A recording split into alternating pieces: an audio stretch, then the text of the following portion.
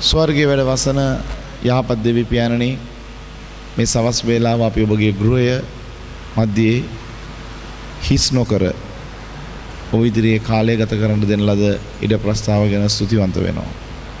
ඔබ අපට කතා කරන සේක්වා. ඔබගේ මඟ පෙන්වීම දුන මැනව යේසුස් වහන්සේගේම ශුද්ධ අනගි නාමයෙන් නිසාමය. ආමේන්. අපි වාඩි වෙමු.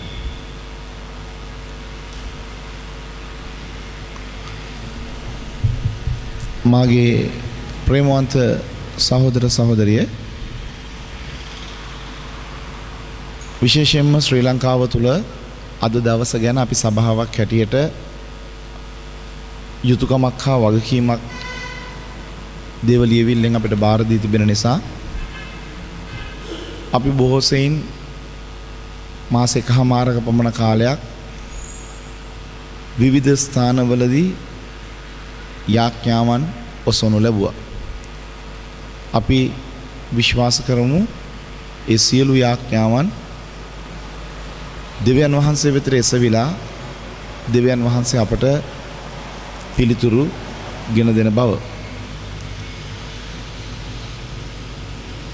අපි යේසුස් ක්‍රිස්තුස් වහන්සේව පෞද්ගලිකව ජීවිතේ පිළිගන්නේ ඇයි කියන ප්‍රශ්නය එකිනෙකනා තම තමාගේ ජීවිතයෙන් ඇසුවොත් එයට තිබෙන පිළිතුර තමයි අපි පිළිගැනීමට කලින් දෙවියන් වහන්සේ අපට ප්‍රේම කළ නිසා. ඒ ප්‍රේමයට අපට මිදෙන්න බැරුව ගියා. ඒ නිසා අපි යේසුස් වහන්සේව පිළිගනු ලබනවා උන්වහන්සේ අපට කැඳවීම දෙද්දී. නැතිනම් කිසිවෙක් දෙවියන් වහන්සේට ප්‍රේම කරලා යේසුස් වහන්සේට ප්‍රේම කරලා උන්වහන්සේව පිළිගත්තා වූ කෙනෙක් මේ ලෝකයේ තුල නැහැ. උන්වහන්සේම කීවා නුඹලා නෙමෙයි මාව තෝරාගත්තේ, මමයි නුඹලාව තෝරාගත්තේ. ඒ නිසා මට නුඹලා පිළිබඳව සලස්මක් තිබෙන බව. අපේ මේ ඇදහිීම ආගමකුත් නෙවෙයි නම්, අපේ මේ ඇදහිීම යම්කිසි දර්ශනයකුත් නොවේ නම්, අප ළඟ තිබෙන්නේ ජීවමාන අත්දැකීම් සහිත දෙවියන් වහන්සේත් එක්ක සම්බන්ධතාවය. මොකද අපගේ ඇදහිීම ආගමකට සමාන කරන්න බෑ. අපගේ ඇදහිීම කිසිම ආකාර ඇදහිීමේ දර්ශනයකට සමාන කරන්න බෑ. අපට තිබෙන්නේ දෙවියන් වහන්සේ හා සමග සම්බන්ධකමකින් යුක්තව උන්වහන්සේ අප තුලත් අපි උන්වහන්සේ තුලත් පංගුකාරකමින් යන්නා වූ ගමන. මද දවසේ ඔබ සමග බෙදා ගැනීමට යන්නේ ඔබ යාඥාවක් දෙවියන් වහන්සේට ඔසවන කල එම යාඥාව සිදුවෙන වේලාවේදී තිබෙන්නා වූ සැබෑ తත්වය මොකක්ද කියන එක යේසුස් වහන්සේ අපට කීවා. අපි දේව වචනේ පෙරළමු.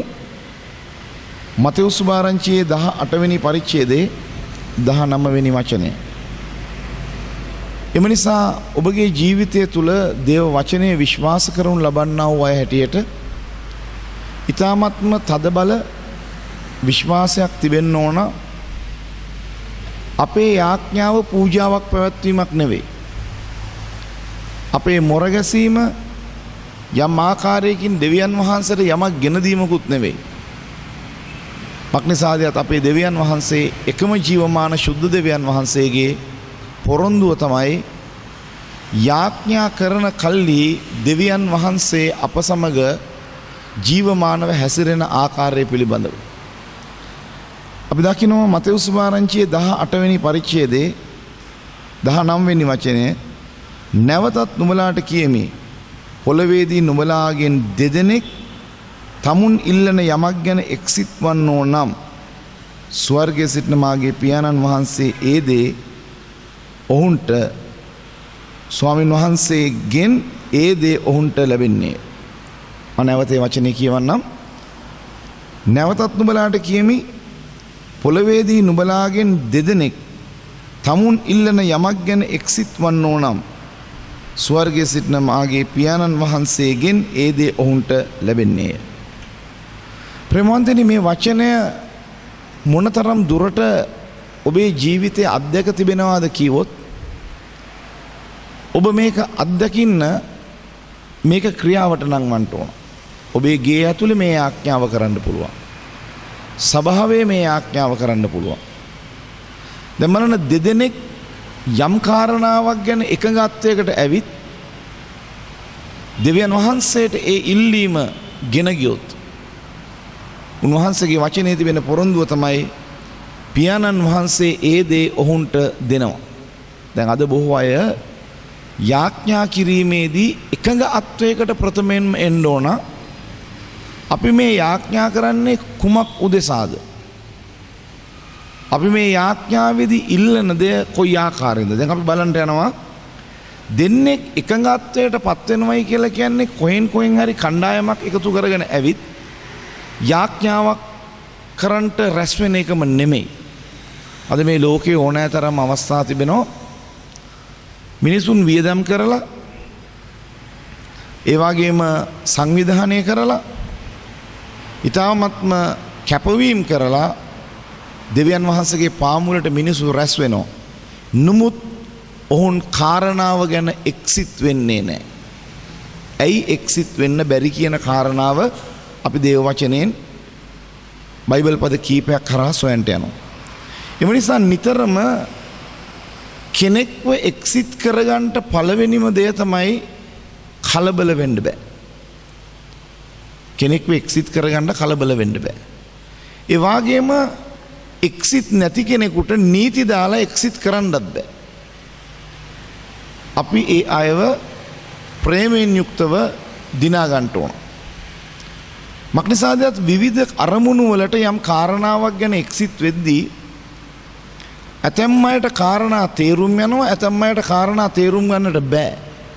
දැන් අපි සභාවක් හැටියට සිතද්දී ක්‍රිස්තුස් වහන්සේගේ සභාව අපි දරන සිතුවිල්ලට හා ඉදිරිපත් කරන මතවාදයට ඒක බයිබලයට එකඟම වුවත් ඒකට එකඟ වෙන්නේ නැති මිනිස්සු කොයිතරම් ඉන්නවද? එහෙනම් ප්‍රථමයෙන්ම කළ යුතු දේ වෙන්නේ දෙවියන් වහන්සේගේ පාමුලට පැමිණීමට ප්‍රථම පෙර සූදානම් ලබනවයි කියලා කියන්නේ මේ අපි කරන්ට යන වැඩය කරන කාරණාව ගැන එක්සිට් වෙන එක. ඔබ සමහරක් විට විවිධ දේව මෙහෙයන් රාශියකට සම්බන්ධ වෙන අය හිටියොත් මෙතන විශේෂයෙන්ම අපි ගත්තොත් පැය 12ටත් ඉරිදටත් බදාදටත් සෙසු මෙහෙයන් වලට ඔබට සමහරක් විට එපා වෙලා ඇති. නිකන් හිතන්න මම එම ස්ථානයේ මෙහෙවන්න හෝ දේශකයා කියලා මම එකම කාරණාව සමහරක් විට මේ සෑම තැනකදීම කියලා ඇති. ඇයි කියන්නේ? ඒක නැවත නැවත කිවීමක් විතරද? නෑ. ඒ දේ හරහින් කරන්නේ එම ස්ථානයේ සිටින එක්කෙනෙකුගේ හරි සිත කරන්ට යන වැඩේ ගැන පැහැදීමක් නැත්නම් ඒකට එකඟත්වය ඇති කරගන්නේ. එම නිසා තමයි නිතර කියන්නේ අපි මොනවද කරන්න යන්නේ, කරන දේ අරමුණ මොකක්ද? විවිධ දේවල්. අද සභා ජීවිතයේදී දේවස්ථානයක් පිරෙන්න සෙනග හිටියට අවුරුදු ගණනාවක් පරණ සෙනග හිටියට මේ අයගෙන් කීයෙන් කී දෙනෙක් එක්සිට් වේද යම්කිසි කාරණාවක් උදෙසා. මම දැකලා තියෙනවා මිනිස්සු එක්සිට් වෙන්න නම් ඉස්සල්ලාම පරාර්ථකාමී වෙන්න ඕන. දැන් ඉතින් අපි කියනවා එන්නයි කියලා ඉවර වෙලා යාඥාවකට යම්කිසි සභාවේ වැඩකට මිනිස්සු කියන්න පුළුවන් ඒ දෙයේදී අපිට වැඩක් තිබෙනවා. හැබැයි පොදු කාරණාවන් වලදී මිනිස්සෙයින්ට එහෙම තම තමන්ගේ අදහස් දරන්න බෑ. අපි හිතමු රට උදෙසා යාඥාවක් කරනවා කියද්දී පවුලකින් එක්කෙනෙකුට හරි ඒ ගැන කැප වෙන්න බැරි නම් ඒ කියන්නේ එයා එක්සිට් කමක් නැහැ. මේ ඉල්ලන ඉල්ලීම ගැන අපි සහභාගී වෙන්න ඕනයි කියලා. මෙන්න මේ తত্ত্বය සභාව තුළ තිබෙන ඉතාමත්ම නරක తত্ত্বයක්. මම කතා කරන්නේ මේක මා ජීවත් වෙන මේ සභා අවයවේ නැත්තම් මේ සභාව ඇතුළේ විතරක් තිබෙන ප්‍රශ්නයක් නෙමෙයි.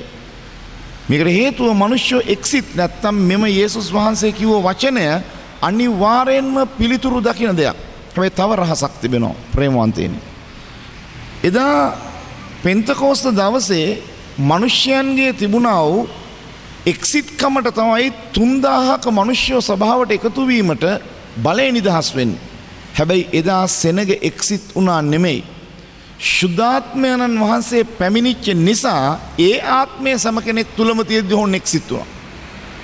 ගොඩ දෙනෙක් කියනවා අපි ශුද්ධාත්ම බලය ලබා ගන්න එක්සිට් වෙමු කියලා. ශුද්ධාත්ම බලය ලබා ගන්න එක්සිට් වෙන්න ඕක ලෙහෙසි නෑ. එක්සිට් කරගන්න එක. හැබැයි ශුද්ධාත්මයන් වහන්සේ සෑම කෙනෙක්ම තුල ඉන්නවා නම් එක්සිට්කම ආත්මයන් වහන්සේ ඇති කරනවා. ඒක තමයි රහස. ක්‍රිස්තුස් වහන්සේගේ සභාව තුල තිබෙන වටිනාම ශක්තිය අතරින් එකක් තමයි එක්සිට්කම. ඒ ශුද්ධාත්මයන් වහන්සේ හැම කෙනෙක් තුලම සිටින නිසා ඒ ආත්මය ඊළඟ කෙනත් එක්ක එක්සිට් වෙනවා. දැන් මේ එක්සිට් නැතිකමට හේතුව ප්‍රශ්නවත් එහි තිබෙනා වූ අදහස් දරන එකවත් නොවේ. මිනිස්යා මාංශාකාරයෙන් සිටමින් ශුද්ධාත්මයන් වහන්සේ තුල නොසිටිනකම. මේ ලෝකයේ තුල ප්‍රශ්නවලට හේතුත් සංවිධානවල ආයතනවල තිබෙන ගැටලුව මෙන්න මේකයි. අපි බලමු දෙවියන් වහන්සේගේ වචනෙන් එක්සිට් භාවය ඇති කිරී ගන්න බැරිව තිබෙන හේතු සහ ඉල්ලන දෙයකදී අපි කොහොමද දෙදෙනෙක්ව එකඟ කරගන්නේ? ප්‍රථමයෙන්ම යොහාන් අපි කියමු බයිබලයේ යොහාන් 15 වෙනි පරිච්ඡේදයේ ප්‍රථමයෙන්ම දෙවියන් වහන්සේගේ කාරණාවක් බයිබලයට එකඟ නම් වචනයට එකඟ නම් ඒකට කිසි කෙනෙක් විරුද්ධ වීමට ශුද්ධ වූ ලියවිල්ල තුලින් අපට අවසරයක් දීලා නැහැ. ඒක දේව වචනයට එකඟ දෙයක් නෑ. එතකොට සභාව තුල ඉන්නා වූ අයට විවිධ මත දිවෙන්න පුළුවන්. මම ආස කරන දේ නෙමෙයි ඔබ ආස කරන්නේ. ඔබ කතා කරන්න එක ක්‍රමයකට ආස ඇති, මම කතා කරන්න තව ක්‍රමයකට ආස ඇති. ඔබ සිනහසෙන් එක ක්‍රමයකට කැමති, මං සිනහසෙන් තව ක්‍රමයකට කැමති ඇති. එකිනෙක කෙනා තුල තිබෙනා වූ ආශාව එකම දේ වුණාට විවිධ විදිහට ඒ ආශාව ප්‍රකාශ වන ක්‍රම තිබෙනවා. හැබැයි බලන්න ඕනේ මේ සෑම දෙයකදීම ක්‍රමයට වඩා එහි තිබෙන පරමාර්ථය. දැන් ගොඩාක් අය විරසක වෙන්නේ, සඬුසරුවල් කරගන්නේ, යාඥාවට පිළිතුරු නොදකින හේතුව බවට පත් වෙන්නේ ක්‍රමය බලනවා මිසක් අරමුණ බලන්නේ නැහැ. ඉස්ලාම් බලන්න අරමුණ. ඒ අරමුණ සම කෙනෙක්ම ඇති කරගන්න ඕනේ දේව වචනයේ ප්‍රකාරයට. කෙනෙක් කියන්න පුළුවන් ඔබ දැන ගහලා ගීතිකා කියනවා. තව කෙනෙක් කියන්න පුළුවන් ඔබ වාඩි වෙලා ගීතිකා කියනවා. තව කෙනෙක් කියන්න පුළුවන් ඔබ හිටගෙන ගීතිකා කියනවා. හැබැයි මේ සෑම දෙයකින්ම කර තිබෙන්නේ අන්තිමට ගීතිකාව ගායනා කරන එක. ඒකේ තිබෙන අරමුණ මිනිසු සෝදිසි කරනවා මිස ඒක කරන විදිය පිළිබඳව විවේචනය කරලා, කරන විදිය ගැන සඬුසරුවල් කරලා අපිට එක්සිට් කමින් යුක්ත වූ යාඥාවකට එන්න බැරි වෙනවා. ප්‍රේමවන්තේනි, අපගේ අරමුණු සියල්ලම දේව වචනට එකඟ වෙන්න ඕන. සටන් පාටවත් මාංශාකාරයෙන් වැඩ කිරීමවත් වැනි දේවල් වලින් මේ යේසුස් වහන්සේ කිව්ව කාරණාව දෙදෙනෙක් යම් කාරණාවක් ගැන පොළවේදී එක්සිට් වුණොත් ඒක දෙවියන් වහන්සේ අහනවා. ඒක පොරොන්දුවක්. ඒක පොරොන්දුවක්. ඒ නිසා අපි මේක ඉස්සෙල්ලාම ඇති කරගන්නේ කොහොමද? 15:6 සිට කියවලා බලන්න. 6 වෙනි වචනේ යමෙක් මාතුලේ නොපෝතී නම් ඔහු අත්තක් මෙන් පිටතුණු දමන ලැබ වියලියයි ඒවා එක්කොට ගින්නට දමුන් ලැබේ. ඒවා දාලා යන්නේ නුමුත් මාතුලේ පවතින ඕනම් මාගේ වචනේ නුඹලා තුලේ පවතින නුඹලා කැමති දෙයක් ඉල්ලාපල්ලා එවිට නුඹලාට ලැබේ. ඒ කියන්නේ අපි යේසුස් ක්‍රිස්තුස් වහන්සේ තුල ජීවත් වෙන කෙනෙක් වෙන්න ඕන ඉස්සෙල්ලාම. නැත්තම් ගේ ඇතුලේ දෙන්නෙක් යම් කාරණාවක් ගැන එක්සිට් වෙනවයි කියලා කියද්දි ගැලවීම ලැබලා නැති කෙනෙකුයි ගැලවීමේ සිටින කෙනෙකුයි දෙන්න යම් කාරණාවකට එක්සිට් වුණාට ඒක දෙවියන් වහන්සේ ඉදිරියේ එක්සිට් කම හැටියට සලකන්නේ නැහැ. යමෙක් මා තුලේ සිටීද ඒ වගේ මේක නම් මාගේ වචනය තුල පවතීද අන්න එබඳු දෙන්නෙක් කියලා කෙනෙක් ගැලවීමට අයිති දෙදෙනෙක් එකට යම් කාරණාවක් උදෙසා එකඟත්වයට පත්වීම. එහෙනම් මේක සිද්ධ වෙන්නේ ක්‍රිස්තුස් වහන්සේගේ සභාව ඇතුළේ. දැන් ගැලවීම ලැබුවා පළමුවෙන්ම එක්සිට් කමට බාධා ඇති කරගන්නේ ඇයි? මේ බාහිර මානුෂමය දේවල් වලට තම තමා කිරා බැලීම තුලින්. එක්කෝ කෙනෙකුගේ තිබෙන කතා ක්‍රමය, එක්කෝ කෙනෙකුගේ තිබෙන අඩුපාඩුව, එක්කෝ කෙනෙකුගේ තිබෙනා වස්ත්‍රය, මේවා නොවේයි අපි බලන්න ඕනේ එක්සිට් වෙන්න. බලන්න ඕනේ පළවෙනි දැන් ගොඩාක් වෙලාවට මේ ලෝකේ සභා ભેදය ඇති වෙලා තිබෙන්නේ එක සභාවක් දැනගසනවා කියයි තව සභාවක් අත්වසවනවා කියයි. අපි එහෙම කරන්නේ නැහැ කිය මේ ඔක්කොම මොනවද? එක්සිට් කම නැති කරගෙන සභා බෙදෙන්න, සභා ඒ වාගේම මේවා මහා බරපතල කරුණු හැටියට සලකලා අපි බලන්නේ අපි ඔක්කොම දවස කෙලවරේදී මේ ලෝකේ පුරා ඉන්න මිනිසුන් වැරදි විදිහට ආරම්භයක් අරගෙන නැති හැම කෙනෙක්ම යේසුස් ක්‍රිස්තුස් වහන්සේ තුල ඉන්න අය නම් ඔවුන් දේව වචනයත් එක්ක ජීවත් වෙන අය නම් දේව වචනයත් එක්ක ජීවත් වෙන අය නම් අපිට ඔවුන් එක්ක එකඟ වෙන්න බැරි කමක් නැහැ. අපිට එකඟ වෙන්න පුළුවන් ඒ අයත් එක්ක. ඒතර මිනිස්සයා මොකද කරන්නේ? මිනිස්සයා මෙවැනි දේවල් නිසා සභාවල් අද බෙදිලා. සභාවල් බෙදිලා පුදුම විදිහට. අධිලිවන්තයෝ බෙදිලා. එතකොට දේවපාමුලට එද්දී ඒ බාහිරව තිබෙන සුළු අඩුපාඩුකම් සැලකිල්ලට අරගෙන ඒක මොකක්ද දන්නවද? ඒක පෞද්ගලිකව මානුෂමය වශයෙන් තිබෙන Tamanගේ తත්වය. එකිනෙක කෙනාගේ ක්‍රියාවන් ඒ කෙනාගේ ඇදහිල්ලේ තරමත් ඒ කෙනා ආත්මයන්න් වහන්සේ තුල ජීවත් වෙන ප්‍රමාණයත් ඒ කෙනා හැසිරෙන සහ කතා බහ කරන පිළිවෙලෙන් ඒ කෙනා කොයිතරම් දුරට දුර්වල ඇදහිල්ලක් ඇති කෙනෙක්ද යන්නත් ඒ වගේම ඒ කෙනා තුල තිබෙනා වූ හැසිරීම් වලින් සහ ප්‍රතිචාර වලින් ඒ කෙනා මොනතරම් ආත්මයන්න් වහන්සේ තුල බෙලහීන කෙනෙක්ද කියන එක එකිනෙක කෙනා තුල ඔප්පු වෙනවා. හැබැයි එක්සිට් වෙන්න ඕන. දැන් බලන්න මේ ප්‍රශ්නේ නිසා අපිට උත්තර හරි ලෙහෙසියෙන් ලබන්න තිබෙන දේවල් අපි නැති කරගෙනනේ. ෂණිකව ලබන්න තියෙන පිළිතුරු නැති කරගෙන සභාවල් කැඩිලා, සභාවල් බෙදිලා, ගෙවිච්ච අවුරුදු 40 50 ඊටත් ප්‍රථම ඉඳලා යක්ෂයා ලබලා තිබෙනා වූ වාසිය මෙන්න මේකයි. ඒ නිසා ගැලවීමේ සිටින කෙනෙක් දේව වචනයට දෙගොල්ලම එකඟ වෙන්න ඕන. දැන් අද එක පවුලේ මේ தත්ත්වය තියනවාද කියලා පොඩ්ඩක් බලන්න ඔක්කොම පල්ලියාවට. එක පවුලේ මේ தත්ත්වය තියනවාද? මෙන්න මෙතනයි ක්‍රිස්තුස් වහන්සේගේ සභාව දුර්වල වෙමින් පවතින්නේ. ගැලවීම තුල සිටමින් දේව වචනය තුල සිටින අය එකඟත්වයට පත් වුනහම ඉල්ලන ඕනම දෙයක් ලැබෙනවා. දැන් අපි දෙවියන් වහන්සේගේ වචනේ බලමු. එකඟ නැති මිනිහෙක්ව දිනා ගැනීමට මොකක්ද කරන්න ඕනේ? කෑ ගහන එකද? බනින එකද? නැත්නම් මේ මිනිස්යාව එකඟ කරගන්නකම් gedara ඇතුලේ හරි කෙනෙක්. මේ මිනිස්යා එකඟ වෙන්නේ නැහැ යම් දෙයකට. ඒක නා ස්වාමියා වෙන්න පුළුවන්, භාර්යාව වෙන්න පුළුවන්, සභාවේ සේවකයා වෙන්න පුළුවන්, නායකයෝ වෙන්න පුළුවන්. ඔවුන් එකඟත්වයට පත් නොවි ඔවුන් මුරණ්ඩුව හැසිරෙන අය වෙන්න පුළුවන්. මුරණ්ඩුකමට බයිබලය නියම කරනවා පාපයක්. මුරණ්ඩුකමට පාපයක්. ඉස්සලා මේ පාපය බලලා ඉන්න ඕනේ. සමහරක් අය මුරණ්ඩුයි. ඒ කියන්නේ මුරණ්ඩුයි කියලා කියන්නේ Tamanට ඕන දේ විතරයි කරන්නේ. ඒක දරුවෙක් වෙන්න පුළුවන්. Tamanට ඕන දේ විතරයි කරන්නේ. වෙන කවුරුත් කියන දෙයකට අහුම්කම් දෙන්න කැමති නැහැ. ඒක නා දන්නේ නැහැ. ඒක නා මෙන්න මේ පාපයට හවු වෙලයි කියලා.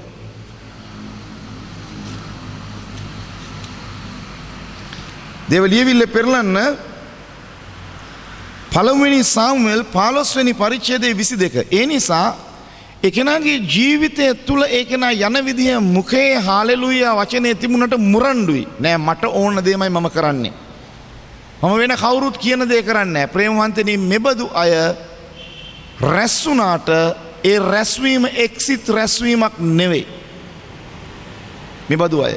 එම නිසා තමයි සභාවක දේවසේවකයෝ 100 ගණන් සිටියත් මේ ඔක්කොම ඉස්සල්ලා මේ මුරණ්ඩුකම කියන දේ දරුවන් තුල මේ මුරණ්ඩුකම තිබෙනවා. ඔවුන් හිතනවා ඒක තමයි අපේ ජයග්‍රහණය නැත්තම් අරමුණට යන්න තියෙන දේ ලොකුම දේ මුරණ්ඩු වෙනවා. මුරණ්ඩු වෙනවා කියලා කියන්නේ මගේ මත පමණයි හරි. මම කවුරුත් කියන එක අහන්නේ නැහැ. මට ඕන දේ මම කරන්නේ. මේක ඇත්ත වුණත් වැරදි වුණත් මම ඒ දේම තමයි කරන්නේ. ඒක මුරණ්ඩුකම. හැබැයි මේ මුරණ්ඩුකම ඇතුලේ හැංගිලා තියෙන පාපය මොකක්ද? අපි කියමු පළවෙනි සාමුවෙල් 15 වෙනි පරිච්ඡේදයේ 22 වෙනි වචනය. එතන තියෙනවා තව පාපයක් කැරලිකාරකම. ඒ කියන්නේ කැරලි ගහනවා කියන්නේ මොකක්ද? යම්කිසි අරමුණකට වෙනම කණ්ඩායමක් බෙදාගෙන ඒ කණ්ඩායම Tamanගේ මතයත් එක්ක ස්ථිර කරගන්න හදනවා. ප්‍රේමවන්තේනි හරියට ගැලවීම නැති අය දේව සභාව තුල විවිධාකාර අභියෝග බාර ගන්න යද්දී ඔවුන්ට පත් වෙන තත්ත්වය මෙන්න මේකයි. ඒ නිසා මේ තත්ත්වය තබාගෙන අපිට පොළවේදී ෂණිකව උත්තර දෙන්න බැරුව වෙනවා අපේ යාඥාවන් වලට. අපි පැය ගණන් යාඥා කරනවා, දින ගණන් යාඥා කරනවා. නමුත් උත්තර නැති වෙලා තියෙනවා. අද ලොකුම අභියෝගය මෙබඳු අයව කොහොමද එකඟ කරගන්නේ? එකඟ කරගන්නේ. මේක අපිට තියෙන අභියෝගයක්. එම නිසා ඔබ මා නොදැනුවත්වම ඔබගේ මගේ ඇඟ තුල ලෙඩක් තියෙන්න පුළුවන්. ඒ වගේ ඔබ මා නොදැනුවත්වම ඔබගේ මගේ ආත්මික ජීවිතේ ඕනෑ තරම් අඩුපාඩු තියෙන්න පුළුවන්. ඒකට වයසක්වත් ඒකට තරාතිරමක්වත් නැහැ. මෙතනයි තමයි අපේ ආත්මය අපිම සෝත්සි කරගන්න ඕනේ. බලන්න කියවලා පළවෙනි සාමුවෙල් 15:22 සහ 23 වචන. සාමුවෙල්ද ස්වාමින් වහන්සේගේ හඬට කීකරු වීම පමණ දවන පූජාවලටත් යාග පූජාවලටත් ස්වාමින් වහන්සේ ප්‍රසන්න වනසේක්ද. පූජාවට වඩා කීකරු වීමත් බැටළුවන්ගේ තලට වඩා ඇහුම්කන් දීමත් හොඳය. ප්‍රේමවන්තයනි, අපි කොච්චර ලොකුවට දැන් අපි ලබන සතියේ වෙද්දි ලබන ඉරිදා ඉඳලා කූඩාරම් මංගල්‍ය පැවැත්වීමට නියම කරලා තිබුණු දවස්වල විවිධාකාර කූඩාරම් මංගල්‍ය වෙනුවෙන් එකට විකල්ප ඒ අරමුණ සාර්ථක කරගන්න රටේ තුල තියෙන වාතාවරණයත් එක්ක අපි මෙහෙයන් වාර ආරම්භ කරලා තියෙනවා. එකක් කුරින්යම් පිටියේදී, තව එකක් ගාල්ලේදී, ඒ වගේම මහනුවර සහ නුවරඑළියේදී, මා දැනුවත්ව දුම්මල සූරියේදී, ඒ වගේම තව ස්ථානවල එක එක පාලකවරු සැලසුම් කරමින් සිටිනවා කරන්න මූලස්ථානයේ 11 12 සහ 13 සවස් 3 සිට රාත්‍රී 8:00 දක්වා. අනිත් ස්ථානවලත් වේලාව වෙන වෙනම තිබෙනවා. හැබැයි මේ ඔක්කොම අපි සංවිධානය කළත් සාමුවෙල් දිවසිතුමා කියනවා, දිවසිවරයා කියනවා, නුඹලා මොන ආකාරයේ දේවල් පූජා සහ මොන දේවල් ලෑස්ති කළත්, ඇහුණද? ලෑස්ති කළත් ප්‍රථමයෙන්ම වැදගත් දේ තමයි කීකරු වීම. කීකරු වීම. කීකරුකම කියන එක ඇත්තටම දෙවියන් වහන්සේ අගය කරන දෙයක්. බොහෝ දරදඬු ලෙස හැසිරෙන, ක්‍රියාත්මක වෙන, ප්‍රකාශ කරන මිනිසුන්ගේ හදවත ඇතුලේ සියුම් තැනක් තියෙන්න පුළුවන්. හැම දෙයකදීම අන්තිමේදී මෙලෙක්ව කීකරු වීමේ ස්වභාවය. සමහරක් අය සින්න පුළුවන් පිටතින් ඊ타ත්ම කීකරු භාවය සහ මෙලෙක්කම පෙන්ලා හිතේ තද තීරණ තියාගෙන කරන්නෙම නැතුව ඉන්න අය. දෙවියන් වහන්සේ බදු අයට ප්‍රසන්න නැහැ. දෙවියන් වහන්සේ බදු අයට ප්‍රසන්න නැහැ. මෙතන ඊළඟට කියනවා 23 වෙනි වචනය. මක්නිසාද කැරලිකාරකම පේනකීමේ පාපයටත් මුරණ්ඩුකම දේවතාවන් හා රූප ඇදීමටත් සමානය. දෙවියන් වහන්සේගේ වචනේ කියනවා සාමුවෙල් මේ එළිදරව්ව මොකක්ද? කැරලිකාරකම පේනකීමේ ආත්මයට. කැරලි ගසනවයි කියලා කියන්නේ Tamanගේ මතවාදයට මිනිසු ටිකක් රැස් කරගන්නවා, එකඟ කරගන්නවා. ඒක සැබෑවකට විරුද්ධයි. හැබැයි තමා ඒ සෙනගත් එක්ක ගොඩ නැගෙනවා දිනපතා. ඒකේ තිබෙන්නේ මාංශය, ඒකේ තිබෙන්නේ ලෞකිකකරණය, ඒකේ තිබෙන්නේ දෙවියන් වහන්සේගේ සිතුවිලි වලට විරුද්ධ භාවය. මේ ඔක්කොම තබාගෙන මිනිස්සුયો දිගින් දිගට ඒ කැරලිකාරකම ඒක සමාන කරනවා පේන කීමේ පාපයට. පේන කියනවා කියන්නේ මොකද්ද? පේන කියනවායි කියලා කියන්නේ අන්‍ය දෙවිවරුන්ට අයිති ආත්මයක් තමා තුල තබාගෙන තමා දෙවියන් වාගේ පෙනී සිටින්නට උත්සාහ දරනවා සර්ව බලධාරීත්වයෙන් නා සර්ව ඥානාන්විතයෙන්. පේන කියන අය කරන්නේ ඒකයි. පේන කියන අය දෙවියන් වහන්සේව හංගනවා. ඒ වගේම ඔවුන් සියල්ල දන්නවයි කියලා ඉවරලා හංගවල විවිධ දේ කතා කරන්න පටන් ගන්න ඒ සුද්ධාත්මයන් වහන්සේ නෙමෙයි. කැරලි ගහන අයගේ තිබෙන තත්ත්වය මෙන්න මේකයි. හොඳට අධ්‍යයනය කරලා බලන්න. සභාවකට විරුද්ධව කැරල්ලක් ගසන අය, දෙවියන් වහන්සේගේ හඬට විරුද්ධව කැරල්ලක් ගසන අය හැසිරෙන්නේ සුද්ධාත්මයෙන් නෙමෙයි. ඒ පේන කිවීමේ ආත්මයකට සමානව. ඊළඟට කියනවා මුරණ්ඩුකම දේවතා හා රූප ඇදහිීමේ පාපයට සමානයි. ඒ මොකක්ද? රූප නමස්කාරයක් කරනවා මුරණ්ඩු අය. මුරණ්ඩු අයගේ තියෙන රූප නමස්කාරය මොකක්ද? තමා විසින් තමා මවාගෙන තිබෙනවා ලෝකයක්. ඒක තමයි සියලු සර්ව බලධාරීත්වය හා සර්ව ඥානාන්විතත්වය. ඒ මුරණ්ඩු කෙනා හිතන් ඉන්නේ හරි දේ කොච්චර පෙන්වුවත් නැහැ. මම හිතාගෙන ඉන්න රූපය, මම හිතාගෙන ඉන්න අදහස ඒකම පමණයි. වෙන කවුරු මොනවා කිව්වත් ඒක බොරුවක් වුණත් මම ඒකට තමයි සියල්ලටම ගරු කරන්නේ. ඒ දෙවියන් වහන්සේව නාඳුනන මිනිසු රූපයකට නමස්කාර කරනවා. මෙබඳු අයගේ ජීවිත රටාව. ප්‍රේමවන්තනි, මෙබඳු අය කොහොමද දිව්‍ය පාමුල දේව වචනයත් එක්ක එක්සිත් වෙන්නේ? ඒ නිසා අපි ප්‍රාර්ථනා කරන්න ඕන අපි සභාව හැටියට දැන් පියවරවල් තබලා විවිධාකාර විශාල ආත්මික ගමන් වලට අපි මුල පුරන්ට යද්දී මෙන්න මේ සුළු දේවල් අපි හදාගන්නේ නැතිනම් මේකට තමයි ආත්මික විශාල වැඩකට කලින් දීර්ඝ යාඥාවන් අවශ්‍ය. වචනයෙන් පවිත්‍ර වීම අවශ්‍ය. ඒවාට පංගුකාරකම දෙන්නා වූ කණ්ඩායම් සේවාවන් රැස්ව ලෞකීක දේවල් අද බොහෝ අය ආත්මික දේ කරන්නේ මිනිත්තු 40යි නැත්තම් 50යි වැඩි හරියක් කරන්නේ ලෞකික දේවල්. ඒකට නෙමෙයි පෙර ආත්මික සූදානමක් ලබනවයි කියලා කියන්නේ. අපි වෙන වර්ෂවල නම් ලබන ඉරිදා වෙද්දි සෙනසුරාදා වගේ වෙද්දි කුඩාරම් තනන්න පටන් ගන්න දවස. නමුත් මේ අවුරුද්දේ අපිට එසේ වෙන්නේ නැහැ.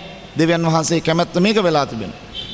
හැබැයි අපි ඒ කුඩාරමේ වාසය කරන දවස් 5ට යන්න පැය කී දහහක් එකිනෙක කෙනා එකිනෙක ස්ථානවල යාඥා කරලාද මේවට මුල පුරන්නේ. අද වෙලා තිබෙන්නේ සභාවන් වල යාඥාවක් නැහැ.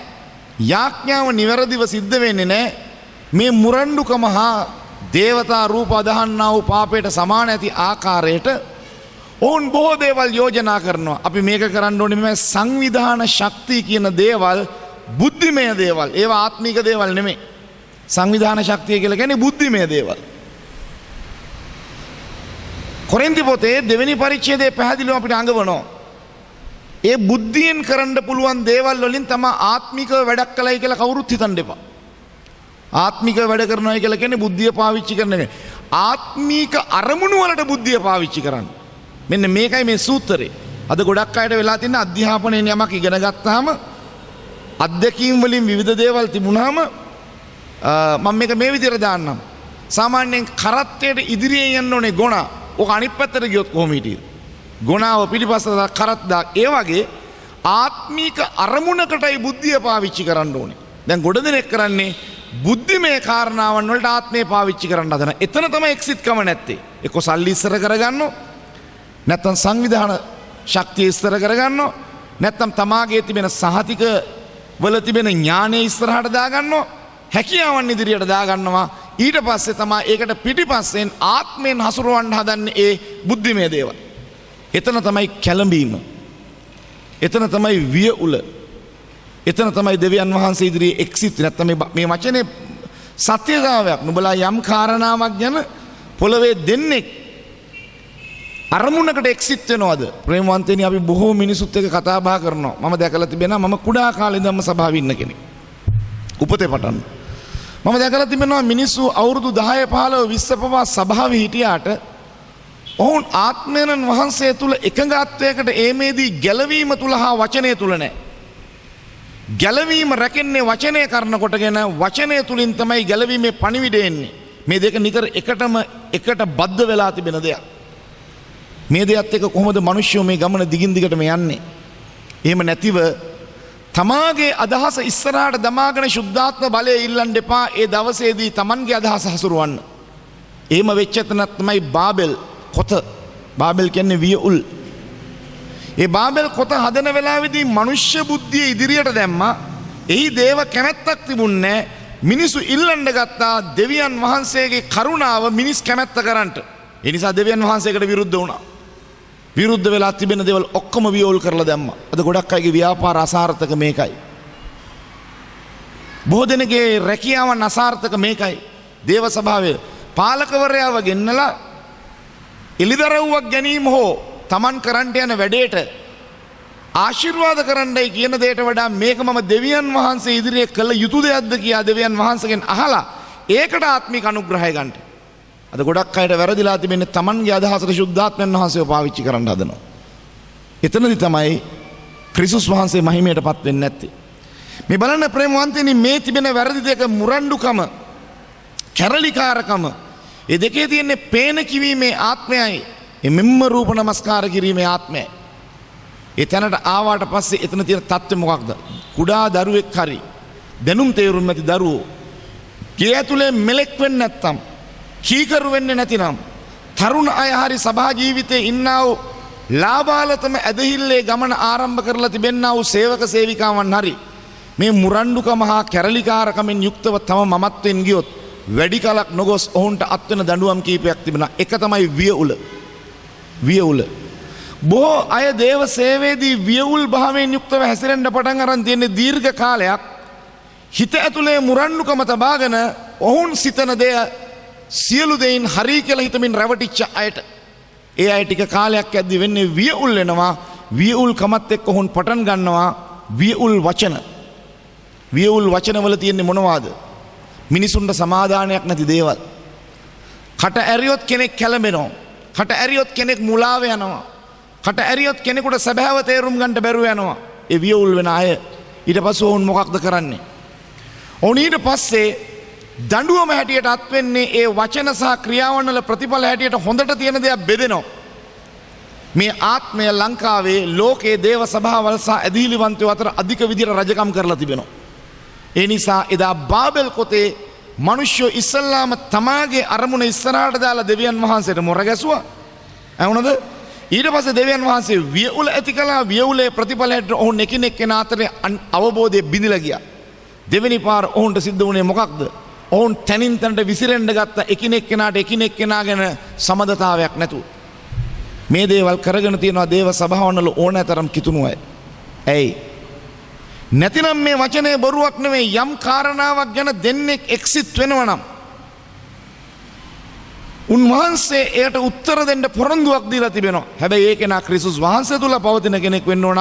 වචනේ ඒ කෙනා තුල තියෙන කෙනෙක් වෙන්න ඕන. මේ වලින් තමයි අන්තිම කාලයේ මේ ලෝකයේ තුල යක්ෂයාගේ බලය පරාජය කිරීමේ බලය හටගන්නේ. තනි පුද්ගලයින්ගේ දීමනාවන් වලින් හෝ බලයෙන් නෙමෙයි. සභාව කියන්නේ යන්නේ ඒකටයි. එතකොට අද ඒ සභාව තමයි ලෝකෙන් නැති කරමින් යන්නේ යක්ෂයා පටන් අරන් තිබෙන්නේ. යේසුස් වහන්සේ මේ ගැන උදක්ම යාඥා කළා. යොහන් සුභාරංචියේ පෙරලන්න 17 වෙනි පරිච්ඡේදයේ එකඟ නැති අය උදෙසා යේසුස් වහන්සේ යාඥාවක් කළා. ඒ යාඥාව මොකක්ද? 17:11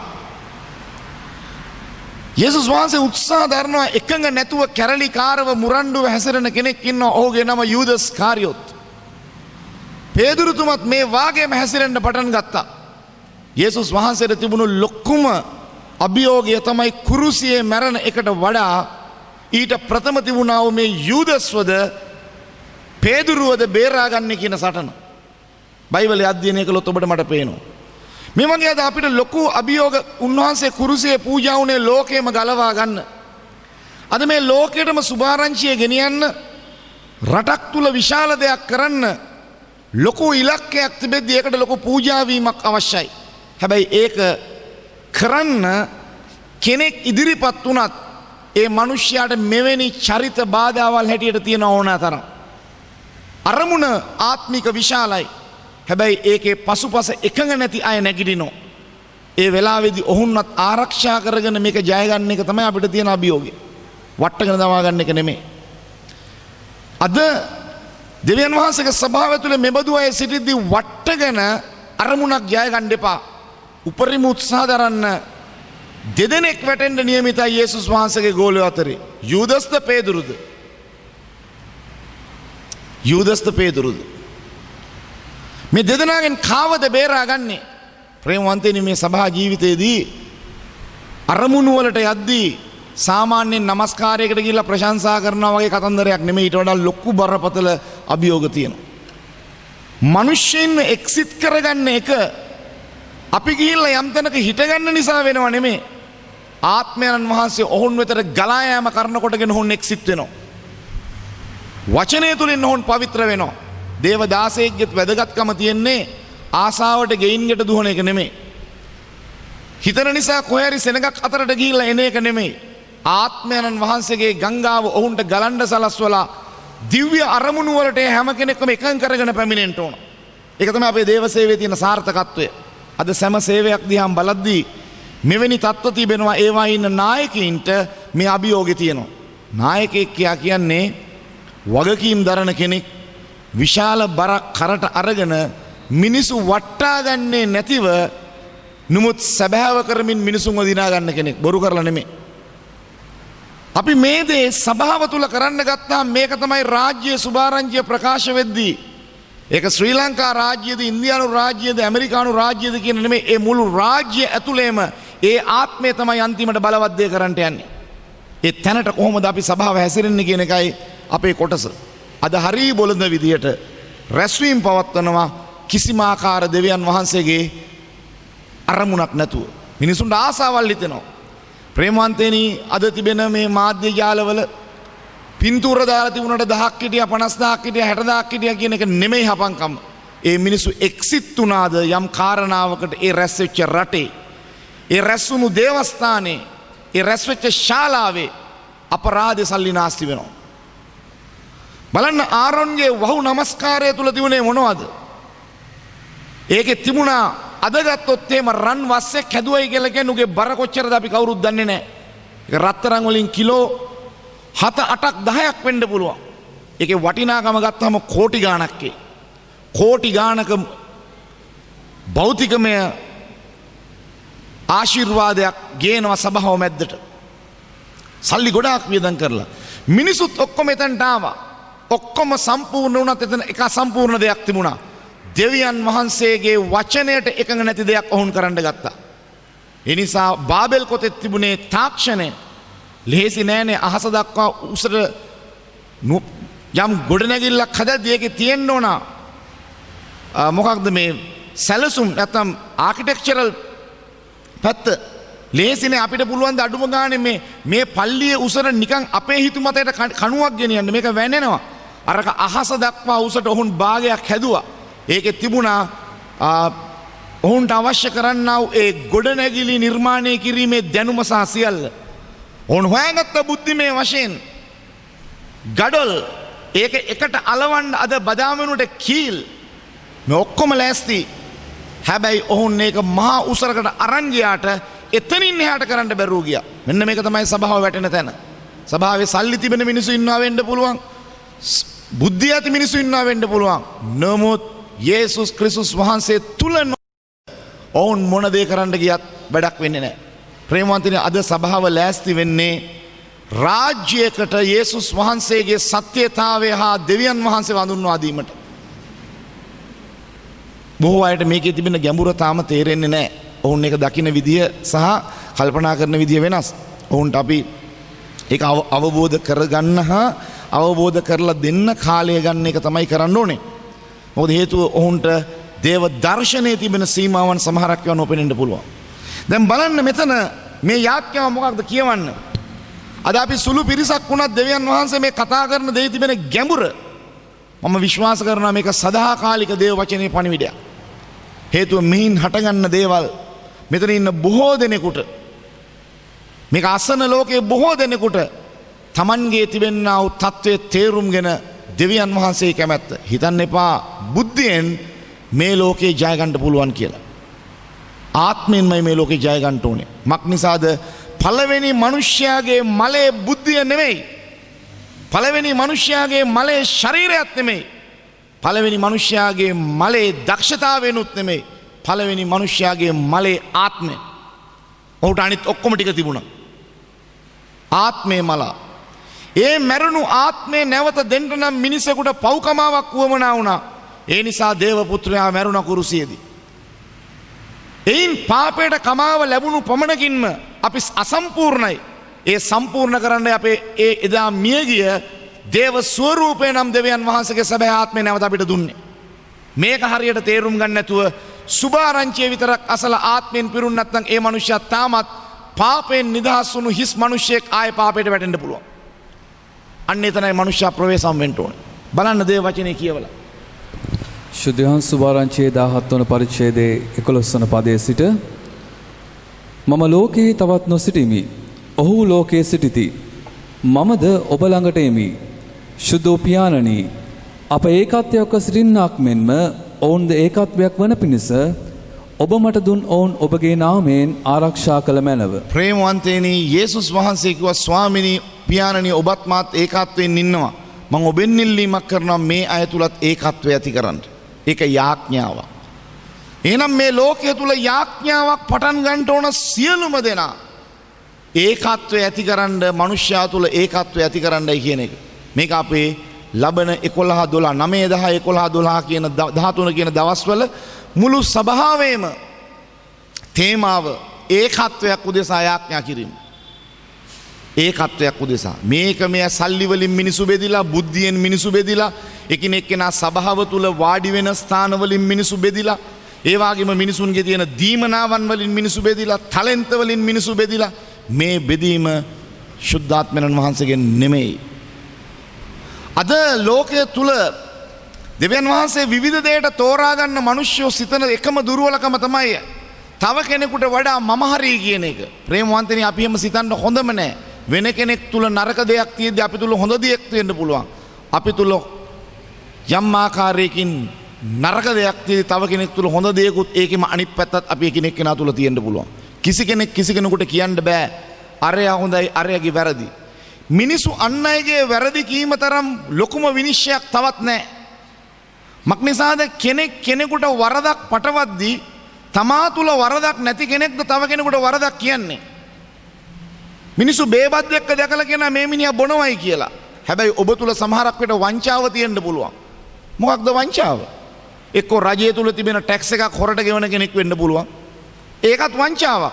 එතකොට බේබද්දාට බේබද්දා, වෛශ්‍යාවට වෛශ්‍යාව, සල්ලාලයට සල්ලාලයා කියද්දී තව පැත්තකින් පෑන් පහරකින් වැරදි කරන මිනිහෙක් ඉන්නවා වෙන්න පුළුවන්. එම නිසා දෙවියන් වහන්සේගේ ස්වරූපය වන මිනිස්යාව විනිශ්චය කිරීම කිසිවෙක් යතින් කරන්න එපා. වරදක් හදා ගැනීමට වරද පෙන්වා දීම එකක්. විනිශ්චය කිරීම තවත් දෙයක්. මේක තමයි ආත්මයට බලපාන්නේ. අද ගොඩාක් අය හරියට ඉදිරිපත් වෙනවා. අරයාගේ අර වරද තියෙනවා. එතකොට ඒ වරද කියන මිනිහා තුල වරදක් නැද්ද? වරදක් කියන මිනිහා තුල වරදක් නැති නිසා තව කෙනෙකුට වරදක් පටවන්නේ. හැබැයි වරදක් කෙනෙකුට පෙන්වා දෙන එක, හඟවා දෙන එක වෙනම දෙයක්. හැබැයි වැරදිකාරයව විනිශ්චය කරන ඒක ශුද්ධාත්මය තුල පිරුණු නැති අයගේ චරිත ලක්ෂණය. අන් අයගේ වැරදි කිවීම තමාගේ වැරදි හදා නොගැනීම. මෙන්න මේ ආත්මය දුරු කිරීමට දේව සභාව යාඥා කිරීමේ ඒකත්වයේ යාඥාව ගේන්න ඕන. දැන් ඔබට තේරෙනවා ඇති අද වගේ දවසක සෙනග ගොඩාක් නාවත් මේ යාඥාව කැඳවන්නයි කියලා ආත්මයන් වහන්සේ ගිය සතියේ දේව මේ ඉවර කරන්නට යද්දී යාඥාවේදී කියවෙච්ච අර්ථය කොච්චර විශාලද කියලා. නැත්තම් අපි ලබන 9 වෙනිදා ඉඳලා අපිට එළිදරව්වක් නැහැ. නිකන් රැස් වෙනවා මොකටද රැස් වෙන්නේ කියලා දන්නෙත් නැහැ. ඒක කතා කරන්න දෙවියන් වහන්සේ වෙලා මෙන්න මේකයි ආත්මයට යටත් වෙනවයි කියලා කියන්නේ. නැත්තම් මමත් කැමති වුණා මාංශමය වශයෙන් බැලුවොත්. අද දවසේ මේ ඔක්කොම ඇතමුන්ට බස් රථ නැහැ, විවිධ කාරණු දෙවියන් වහන්සේ කැමැත්ත වුණා. දේව මේ ඉවර කරන්න යද්දී උන්වහන්සේ කියනවා යාඥාව ඇතුළේදීම ලබන සතියක් මේ ආකාරයෙන් රැස් වෙන්න ඕනයි කියලා. අද ඒකේ අර්ථය ඔබට පේනවා. දෙවියන් වහන්සේ අපේ ජීවිතයට ප්‍රකාශ වෙන්න දෙවියන් වහන්සේ අපි දිහා බලාගෙන ඉන්නවා. ප්‍රේමවන්තනි, එකඟ නැති මිනිසුන්ව එකඟ කරගන්න නීති දාලා නම් වැඩක් නැහැ. කේන්ති අරගෙනත් වැඩක් නැහැ. ගොඩ දෙනෙක් හරියට මේ ලෝකෙ ඉපදිලා තියෙනවා පුදුම විදියට. කොහොමද? කිසිම විභාගයක් පාස් කරන්න නැතුව සමහරක් බලවත් තැන් වලට එනවා. දැන් අපි දන්නවා උගුර කන නාසය කියලා වෛද්‍ය විද්‍යාව ENT සර්ජන්ලා ඉන්නවා. සමහරක් අය හරි ඉක්මනට එක විභාගයක්වත් පාස් කරන්න නැතුව ජය ගන්න යනනේ කන පලනවා.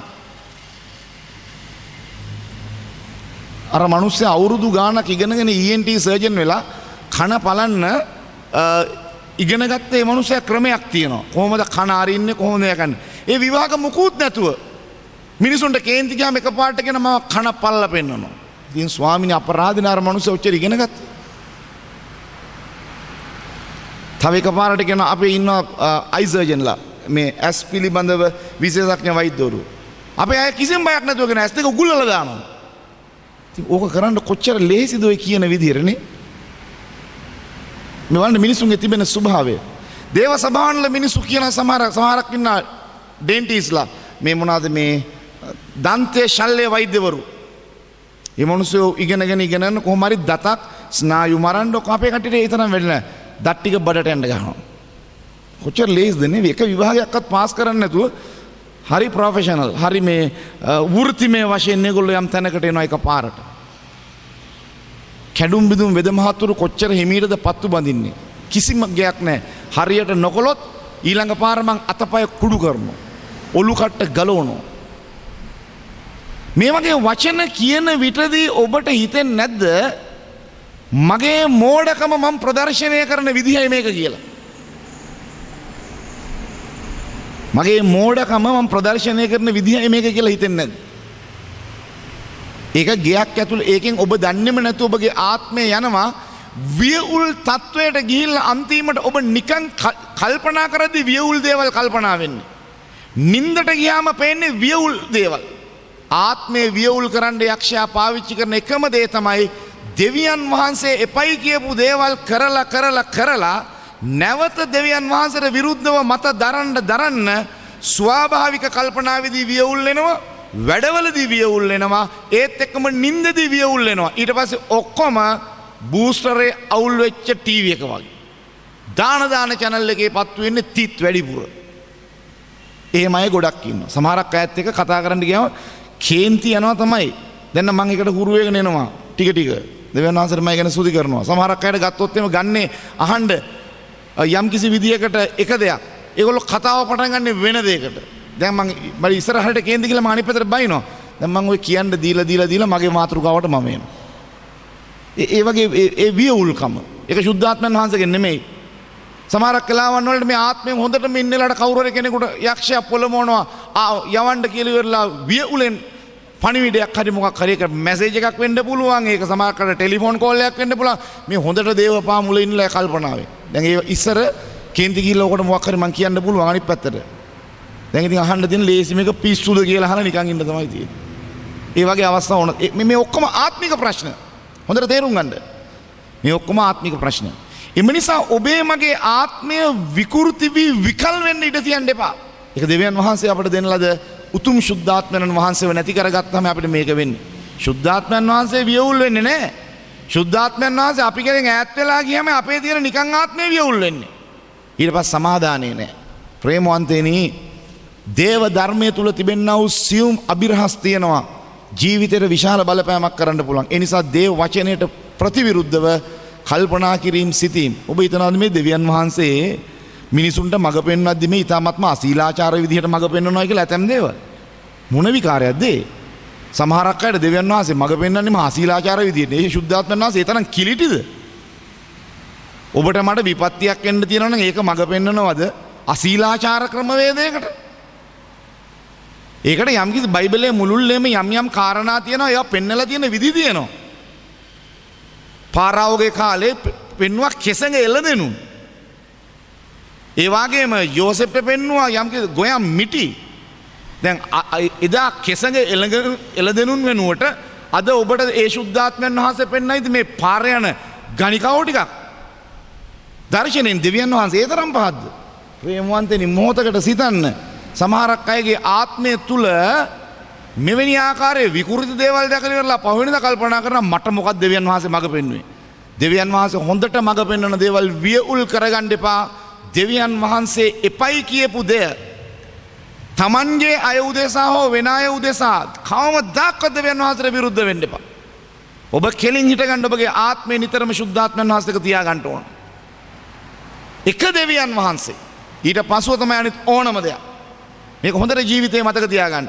බයිබලයේ කියනවා මවටවත් පියාටවත් මුල් තැනදී උන්වහන්සේ කියන දේ යම් කිසි දර ප්‍රතික්ෂේප ඒක නම් නුසුදුසු කෙනෙක් වෙනවා කියලා. අඬලා පසුතැවිලි වෙන්න. අඬලා පසුතැවිලි වෙන්න. දෙවියන් වහන්සේගේ වචනේ අපිට මොකක්ද කියන්නේ? දෙදෙනෙක් එක්සිට් වෙන්න ඕන කරන රහස. දැන් යොහන් 13 වෙනි පරිච්ඡේදයේ අපි දකිනවා පේදුරුතුමා එකඟ වෙන්න කැමතිම නැහැ යේසුස් වහන්සේත් එක්ක පොළවේ එක කාරණාවකට. මොකක්ද? යටහත්කම කියන දෙයට එකඟ වෙන්න කැමති නැහැ පේදුරුතුමා. ඒ කොයි අවස්ථාවේද? ඔබ මේ දේශනය අසන අය යොහන් 13 වෙනි පරිච්ඡේදයේ තනිවම කියව ගන්න. ඒ මොකක්ද වෙන්නේ? යේසුස් වහන්සේ යටහත්කම ගැන පාඩම පෙන්වන්නේ ප්‍රදර්ශනාත්මකව. උන්වහන්සේ වතුර අරගෙන පාද සෝදලා පෙන්නනවා ගෝලය 12 දෙනාගේ. එතනදී පේදුරුතුමා කැමති නැහැ එකඟ වෙන්න. එවිට යේසුස් වහන්සේ උට නීතියක් දැම්මද? ඔහුට බැන්නද? යටත්කමට එකඟ නැති ගෝලයා පේදුරු. හැබැයි යූදස්ට තිබුණේ වෙන යූදස් යටහත් වගේ පෙන්නනවා. නමුත් මිනිහාගේ තියෙන්නේ වංචා සහගත අරමුණක්. පේදුරුට වංචා සහගත අරමුණක් තිබුණේ නැහැ. පේදුරුට තිබුණේ මෝඩ උඩඟු වංචාවක් තිබුණේ නැහැ පේදුරුගේ. පේදුරු නිතරම උත්සාහ දරන්නේ තමන් ප්‍රකාශයට පත් වෙන්න හදන මුරණ්ඩුව. තමා දරන මතේ හරි තමා හරි කියලා ඒව තමයි කියන්න හදන්නේ. හැබැයි යූදස් ඔය මුකුත් කලන්නේ නැතුව සද්ද නොකර වැරදිම චේතනාවෙන් වැඩ කරනවා. ප්‍රේමවන්තනි චරිත අවබෝධ කරගන්න බයිබලයේ මෙන්ම ශුද්ධාත්මයන් වහන්සේ ඔබ මා තුළ ඉන්න ඕන. ඔබ මා තුළ ඉන්න ඕන. අද දෙවියන් වහන්සේත් එක්ක යන ගමනේදී මේ සෑම දෙයක්ම පස කළා දෙවියන් වහන්සේට මුල් තැන දීලා ගමන් කරනවා නම් මිනිසුන්ට එක්සිට් වෙන්න හරිම ලේසි. ඔබ දන්නවද අපි ඉල්ලන දේ ඒ වෙලාවේ ස්වර්ගයෙන් අපිට ලැබෙනවා කියන එකයි මේ කියන්නේ. ඇයි අපිට මේවා ගන්න බැරි? හදාගන්න ගත්ත දෙයක් හදලා ඉවර කරගන්න බැරිව බාධා එන්නේ. ඉල්ලපු දේ නොලැබී තියෙන්නේ. එකඟත්වයකට ඒ ගන්න බැරි වෙලා තියෙනවා ආත්මිකව. එකඟ වෙන්න ඕනේ මේ ගොඩක් අය හිතනවා එක විදිහට ඇඳුමක් ඇඳගෙන දෙන්නෙක් හිටපුවම එකඟ නැහැ. එකපාරටින් ඔක්කොම ඇඳයි කියලා එකඟත් නැහැ. සුදු ඇඳයි කියලා ස්වභාවයේ. මේ මිනිස්සු එකඟ වෙන්න ඕනේ ඒ අය යේසුස් වහන්සේ තුල ගැලවීම ලැබලා වචනය තුල ජීවත් වෙන අය වෙන්න ඕනේ. එතකොට එකඟත්වයේ පැමිණෙන්නේ. අද මේ తত্ত্বය ක්‍රිස්තියානි සභාවේ පවුල් අතරට යා යුතුව තිබෙනවා. එතකොට තමයි මේ රටට උත්තර ලැබෙන්න පටන් ගන්න ලෝකයේ ගැලවෙන්න යන්නේ. අන්තිම කාලයට දෙවියන් වහන්සේ ලොකු සැලසුම් දිගහරින්ට යනවා. මන්දනේ කී දෙනෙක් මේවායේ එල්ලිලා මේවා සමග ඉස්සරහට යයිද කියලා. නමුත් මම ප්‍රාර්ථනා කරනවා ඒ අයට ඒ ගමනේ එල්ලිලා ඉස්සරහට යන්න බැරුව ගියත් සභාව ඇතුලේ සිටින්නයි කියලා. සුළු පිරිසක් ඒ ගමනට දුවන්න එයි ඔක්කොම. ඒ නිසා අනිත් අය වැටෙන්නයි කියලා ප්‍රාර්ථනා කරන මේගොල්ලෝ සභාව ඇතුලේ ඉඳපුවාවේ. ඒගොල්ලෝ වැටෙනවා නම් සභාව ඇතුලට වැටුණාවේ. සභාවෙන් එළියට වැටෙන්නේ නැතුව. මක්නිසාද ඔවුන් එක වෙලාවක උන්වහන්සේගේ ඊමට සූදානම් වෙන සෙනග වෙච්චාවේ. හැමෝම ඔබ හිතනවාද මේ ලෝකේ සල්ලි තියෙන ඔක්කොම දේව රාජ්‍යයේ වැඩවලට සල්ලි වපුරනවායි කියලා? ඔබ හිතනවාද බොහෝ භෞතික සම්පත් තියෙන හැමෝම ප්‍රසිද්ධියේ මහා දේවල් කළාට ඔවුන් කවමදාක්වත් කැමති වෙයි කියලා ඒ ප්‍රසිද්ධ ස්ථානයේ යේසුස් වහන්සේව ප්‍රකාශ කරන්න? නෑ. එහෙම ඔක්කොම කැමති නෑ. එහෙමනම් ඉතින් මේ ලෝකේ ගැලවෙන්න මහ වෙලාවක් යන්නෙත් නෑ මේ ඔක්කොම එනවා. මනුෂ්‍යෝ ඊ타මත්ම ස්වල්ප දෙනෙක් විතරයි Tamanගේ ජීවිතය පූජා කරගෙන ඉස්සරහට යන්නේ. ඒ අතරට එන මනුෂ්‍යයා ආශිර්වාද ලද්දේ. පේදුරුතුමා එකඟ වෙන්න කැමතිම නැහැ. මොකටද? යටහත්කම කියන දේ පොළවේ ඇති කරන්න පේදුරු එකඟ වෙන්න කැමති නැහැ. ඒක කාටවත් පේන්නේ නැහැ එතන සිද්ධ වෙන්නේ මොකක්ද කියලා. උන්වහන්සේ පාද සේදීමෙන් කරන්නේ මොකක්ද? නුඹලා එකිනෙකනාට යටහත්ව සිටපල්ලායි කියලා. අද බලන්න කොහේ හරි දේව සභාවක යාඥාවක් සංවිධානය කළොත් සතිය ඉරිදාට අමතරව සභාවේ බෙදිච්ච සෙනගක් ඉන්නවනම් ඔවුන් ඒකට එන්න කැමති නැහැ. ඒ කියන්නේ ඔවුන් ඒකට යටත් වෙන්න කැමති නැහැ කියන්නේ. ඕකේ පාඩුව කාටද? ඔවුන්ටම තමයි. ඒතර පේදුරුතුමා මෙතන කියන්නේ යේසුස් වහන්සේ උතුම්. අනේ ඔබ මගේ කකුල් හොදන්න එපයි. එහෙනම් පේදුරුතුමා නවත්තන්න තිබුණේ ඕක නෙමෙයි. පේදුරුතුමා ඉස්සල්ලාම දුවගෙන ඇවිල්ලි ඉවරලා ඔක්කොම කකුල් හොදන එක නවත්තන්න ඕන. එකෙක්වත් හොදගන්න එපා මේ අපේ ගුරුන් වහන්සේ. බලන්න පිස්සුද මේ වගේ දෙවියන් වහන්සේගේ පුත්‍රයාට කියලා කකුල් හොද ගන්න. පේදුරු එහෙම කළේ නෑ. පේදුරු එතනදී වැඩිමනත් ලෙස ඔහු පෙන්වන්න හදන ඔහුගේ ගෞරවය යේසුස් වහන්සේට. නමුත් ඔහුගේ අරමුණ තුල තිබෙන ඒ කාරණාවේදී ඔහු ඇත්තෙන්ම දේව කැමැත්තට එකඟ නැති මිනිසෙක් වුණා. ඒ නිසා යේසුස් වහන්සේ කිව්වා උඹ මේ කණ්ඩායමෙන් එලවලා වැඩකුත් නෑ. උඹට නීති දාලා වැඩකුත් නෑ. එක දෙයක් උන්වහන්සේ කිව්වා. උඹයි මායි මේ දෙයට මේ වෙලාවේ මට ඉඩ හැරියේ නැත්තම් උඹත් මාත් තුල පංගුකාරකමක් නැහැ. අන්න එහෙමයි පේත්‍රස් වෙතනින් එහාට ගමනට එක පියවරක එක්සිට් කරගත්තේ. මෙන්න මේ අවබෝධය සභාව ඇතුළට අරගෙන ගියේ නැත්තම් බොහෝ දෙනෙක් මේ පොළවේදී රැස් වුණාට ඒ හැමෝම ස්වර්ගයට කතා කරන මිනිස්සු වෙන්න යන්නේ නැහැ. ගියක් ඇතුළෙත් මෙහෙමයි. දරුවෝ දෙමව්පියෝ ඥාතීන් ඔක්කොම දවස මුළුල්ලේම බොරුවට මුරණ්ඩු කමෙන් අසමාදානයෙන් කතා කරලා ඊට පස්සේ යාඥාවල් පටන් ගන්න එපා. අපි හිතනවා තමයි යම්කිසි විදියකට මොනවාද මේ අපි මෙහෙම කළාට දරුවෝමයි අම්මා අම්මමයි තාත්තා තාත්තමයි සහෝදරයස් නුමුත් අපේ අර බෙදීම් අපේ එකඟ නැතිකම් රාත්‍රියේ යාඥාව උදේ යාඥාව විහිළුවක් බවට පත් වෙනවා. මෙන්න මේක නිසා තමයි අද යාඥා බොහොමයක් කෙරුවත් උත්තර නැත්තේ. එකඟත්වයක් නැහැ. නැවත අපි යමු මතෙවුස් සුභාරංචිය 18 ඉතුරු ටිකට. ගිහිල්ලා බලන්න මේ යේසුස් ක්‍රිස්තුස් වහන්සේ අපිට දුන්නා වූ වචනය තුල ඔබයි මායි අද පටන් යාඥා කරන කර අරමුණට එකඟත්වයටපත් කරගන්න. අද ගොඩාක් වෙලාවන් වලට යාඥාවේ රැස්වීමේ කිසිම අරමුණක් නැහැ, වැය කිරීම හා කාලය පමණයි. ශුද්ධ මතෙව් සුභාරංචියේ 18 වන පරිච්ඡේදයේ 20 වන පදය මක්නිසාද දෙදෙනෙක් හෝ තුන්දෙනෙක් හෝ මාගේ නාමයෙන් යම් තැනක රැස්ව සිටිත් නම් මම එතන ඔවුන් මැද සිටිමි කීසේක. ප්‍රේමවන්තනි, සත්‍යතාවය නම් දෙදෙනෙක් යම් කාරණාවක් පිළිබඳව එක්සිත් වුණොත් ඒක ස්වර්ගය යනවා නම්බර 1. 2 දෙදෙනෙක් හෝ තුන්දෙනෙක් යේසුස් වහන්සේගේ නාමයෙන් රැස් වෙන තැන කවුද එතන ඉන්නේ? ඒ කියනවා මාගේ නාමයෙන් යම් තැනක රැස් සිටිද මම එතන ඔවුන් මැද සිටිමි. උන්වහන්සේ කවුද මේ යුගයේ? යේසුස් වහන්සේ කවුද? යේසුස් වහන්සේ ශුද්ධාත්මයන් වහන්සේ. උන්වහන්සේ කවුද? උන්වහන්සේ මැදිහත්කාරයන් වහන්සේ. එහෙනම් උන්වහන්සේම අපි ළඟ ඉඳගෙන මේ වගේ රැස්වීම් වලදී අපිට මඟ පෙන්වනවා. අපි උදෙසා මැදිහත්කාරකම් කරනවා ස්වර්ගයට. ඒකේ පණිවිඩය මොකක්ද? දෙවියන් වහන්සේව ජීවමානව අත්දකින්නවයි කියන එක පොළවේ දේව සෙනග. අපි රැස්වීම් පවත්වල ඉවර වෙලා ආශාදයක් ලැබලා සල්ලි වියදම් කරලා සල්ලි වියදම් කරන මිනිස්සු ඇවිල්ලා නිකන් ඉඳලා ඉවරලා පැයක දෙක කාලයක් අක්කුඩි ගහලා ගීතිකා කියලා යන කණ්ඩායමක් වෙන්න බෑ. ඒ જાතියක් වෙන්න බෑ. අපි මැද්දේ යේසුස් වහන්සේ සිටියා. අපේ යාඥාව රැස්වීමේ ප්‍රතිඵලයකට උන්වහන්සේ ඇහුවා. අපි ජීවමානව උන්වහන්සේව අත්දැක්ක කොටසක් හැටියට ඒ සෑම රැස්වීමක්ම අවසාන වෙන්න ඕනේ. ඒක තමයි අපේ යාඥාවේ අරමුණ වෙන්න ඕනේ. අපි ගෙදර යාඥා කළත් මේකයි වෙන්න ඕනේ. අද ගෙදර යාඥා කරද්දි ඉස්සෙල්ලාම මොකද්ද තියෙන දේ? ඉස්සෙල්ලාම වෙලාවට එක්සිත් නැහැ. මොකද්ද වෙලාවට කියන්නේ? මට දැන් බෑ. තව කෙනෙකුට දැන් පුළුවන්. එක්සිත් වෙන්නේ එහෙමයි.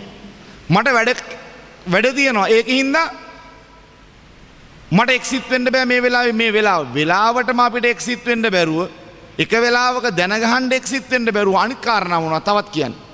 ප්‍රේමවන්තයනි, බොහෝ අයට යාඥාව ආත්මීක නැති නිකන් දනගහගෙන වචන ටිකක් දොඩවන. ඇත්තටම යාඥා කරන්නේ එහෙම බොරුවට යාඥා කරලා දරුණු කරදර ආපුවම. ඒ යාඥාවට උත්තර හම්බ වෙනවා. එයි කළ වැරදි වලට සමාව අරගෙන ඒ වගේම තමාගේ සිත් බිඳීම තුල එකඟත්වේ නැතුව හැසිරුණාම ප්‍රේමවන්තයනි, මම ඔබට එක දෙයක් කියන්නම්. මේ ආත්මීක ගමනේදී ශුද්ධාත්මයන්න් වහන්සේ සහ ක්‍රිස්තුස් වහන්සේ එකතු වී අපිට දුන්නේ අපිට අලුත් ජීවයක්. ඒ ජීවයට මඟ පෙන්වීම තිබෙන්නේ උන්වහන්සේගේ වචනය තුල. වචනය නම් වාක්‍යයන්න් වහන්සේ දෙවියන් වහන්සේ. දේව වචනය කියන්නේ ඒකයි. එහෙනම් මේ තුන්දෙනා වහන්සේලාව අපේ ජීවිතේ තබා ගන්න නැතුව අද ලොකු දේවල් මිනිසු කරන්න හදන. අතට හවු වෙන්නේ සල්ලි කීයද? ඉස්සල්ලාම බුද්ධිය ඉස්සරහට දැම්මා, ඊට පස්සේ යාඥා කරන්නේ. ඒ වැඩේ කරන්න එපා. ඔබේ මගේ අතේ සල්ලි කීයක් හරි තියෙන පළියට යම් යම් වැඩවලට ඇදහිල්ලෙන් කියලා මෝඩ විදිහට අත ගහන්න එපා. දෙවියන් වහන්සේගෙන් අහන්න. අද ඔක්කොම සංවිධාන ශක්ති හැසිරීම් ඔක්කොම වල බුද්ධිය පෙන්වනවා. නමුත් අන්තිමට වියවුලෙන් නවතින්නේ. ඇයි? දෙවියන් වහන්සේට ස්ථානයක් නැති නිසා. ඒ නිසා මෙවැනි තත්ත්වයකට පත් නොවි එකිනෙක කෙනා ආරක්ෂා වෙන්න. සභාවට මේක පණිවිඩය වේවා. අපි දන ගහලා යාඥා කරමු. ස්තුති වේවා දෙවියන් වහන්සේ. ප්‍රශංසා වේවා. මා කැමති යමෙකුට අවශ්‍ය නම් අද දවසේ 100% නිදහස ලබන්න තමන්ගේ ජීවිතේ මේ පුංචි රැස්වීම උනත් ඉස්සරහින් ඇවිල්ලා දන ගහන්න. ඒකයි ඔබට දෙන ආරාධනාව. ඔබ තාම නිදහස් නැතුව ඇති. යාඥා ජීවිතයේ හරියට සමහරක් විට ඇතම් මේක ලැජ්ජ වෙන්න ඕන දෙයක් නෙමෙයි. ඔබ අවංකව අවශ්‍ය නම් ඉස්සරහින් ඇවිල්ලා දන ගහන්න ඔබ උදෙසා යාඥා කරන්නට යනවා. ප්‍රශංසා වේවා දෙවියන් වහන්සේ. ස්තුති වේවා දෙවියන් වහන්සේ. ගෞරවය වේවා. හාලෙලූයා. ස්තුති වේවා දෙවියන් වහන්සේ. Oh, praise God. ඔබට ස්තුති වේවා දෙවියන් වහන්සේ. හාලෙලූයා. ඒ නිසා දේව වචනේ තියෙන කාරණා සිද්ධ නොවෙන්නේ ඔබ සිතාගෙන ඉන්න ඔබ බුද්ධිමත්, ඔබගේ දැක්ම හරි, ඔබගේ සිතුවිලි හරි කියලා නෑ. ශුද්ධාත්මයන් වහන්සේ ඔබ තුලින් ඈත් කරගන්න දේවල් කරන්න එපා. ප්‍රථමයෙන්ම අද ගොඩාක් අයව සනසන්න සිද්ධ වෙලා තිබෙනවා සැනසිලිදායක වචන කියලා. ශුද්ධාත්මයන් වහන්සේ සමහරක් අයගෙන් ඈත් වුණාම තමයි අර හුදකලාවයි, තනිවීමයි, කැළඹීමයි ඔක්කොම ඇති වෙන්නේ. ඒ නිසා එක දිගට ඉඩ හරින්න එපා ඔබගේ ජීවිතේට. ඔබ අනිත් කෙනාව විනිශ්චය කරනවා පාපේ කියලා. නමුත් ඔබ තුල සිද්ධ වෙන පාප ඔබට අඳුනගන්න බැරිද? ඒව අඳුනගන්න මහා පාප සුළු පාප කියලා දේවල් නැහැ. කෝකත් එකයි අන්තිමට දඬුවමේදී. ඒ මුරණ්ඩුකමේ ආත්මය මොනතරම් භයානක දේ කරනවද? ඔබගේ මැසිවිලි වචන මොනතරම් පෞකාර දේ කරනවද? ඒ ඔක්කොම වලින් අන්තිමට ඔබට කල්පනාව වියවුල් දේවල්ද? නින්දදි වියවුල් දේවල්ද? අද බොහෝ දේවල් වල යාඥා කර මඟ පෙන්වීමක් ගන්න දෙයක් නෑ ප්‍රේමවන්තයනි. සමහරක් අයට දැනෙන හිතෙන පෙනෙන දේවල් වලට දෙවියන් වහන්සේ පෙන්වන දේවල් බයිබලය තුල පැහැදිලිවම කියනවා පෙන්වන විදිය මොකක්ද කියලා. ඒ තැනට යන්නේ වෙන කිසිවක් නිසා නෙවෙයි. තෝරාගත්තු මිනිසුන්ට දෙවියන් වහන්සේ දීපු ශුද්ධාත්මය තමා තුල තියෙද්දි තමාගේ ජීවිතය තුල දෙවියන් වහන්සේට විරුද්ධව සිතලා කතා කරලා හැසිරෙන දේවල් වල ප්‍රතිඵලයි. මේකට සමාව ගන්නට. නැත්තම් ඔබ තුල තබලා තිබෙන ශුද්ධාත්මේ නාස්ති වෙයි. අද තේරුම් ගන්න ඔබට මොන ආකාරයේ වචන මොන දේ කිව්වත් ඔබගේ ආත්මයට කිසිසේත්ම හානියක් කරගන්න ඉඩ තියාගන්න එපයි කියලා. හාලෙලූයා. ස්තුති වේවා. ප්‍රේමෙන් පිරුණු ਸਰව බලධාරී දෙවි පියාණනි, මේ සවස අපි නිකන් ඉන්න හිතුවාට ඔබ නිකන් ඉන්න දුන්නේ නැහැ. සෙනඟ නෙයි කියලා හිතුවට ඔබ සෙනඟ කැඳෙව්වා. ඒකට ඔබට හේතුවක් තිබුණු බව දැන් පෙනෙනවා දෙවියන් වහන්සේ. ඔබ මේ මෙහෙය දහස් ගාණක් සෙනඟට ආශිර්වාදයක් කළ මැනව. මේ යාඥා වැසුව මැනව. යේසුස් වහන්සේගේම නාමයෙන් නිසාය. ආමේන්.